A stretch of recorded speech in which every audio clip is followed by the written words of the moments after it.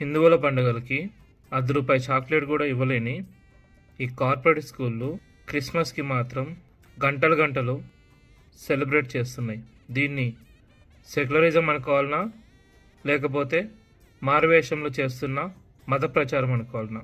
ఒకసారి ఆలోచించండి. Secret శాంటాలని, Santa Claus డ్రెస్లని మీ పిల్లలకి వేసి పంపిస్తున్న ప్రతి ఒక్క హైందవ సోదరుడికి నేను చెప్పేది ఏంటంటే, మిమ్మల్ని నేను సెలబ్రేట్ చేసుకోవద్దని చెప్పను. కాకపోతే అలా పంపించే ముందు ఒక్కసారి ఆ స్కూల్తో కన్ఫర్మేషన్ తీసుకోండి. మేము అయ్యప్ప దీక్ష తీసుకుంటున్నాము, నల్ల బట్టలతో వస్తే మీరు అలా చేస్తారా?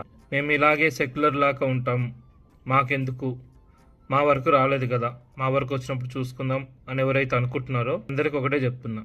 నా దృష్టిలో మతం పేరుతో ప్రాణాలు తీస్తున్న ఉగ్రవాదికి సెక్యులర్ ముసుగులో దేశద్రోహం చేస్తున్న నీకు ఎలాంటి తేడా లేదు. స్వామి శరణమయ్య.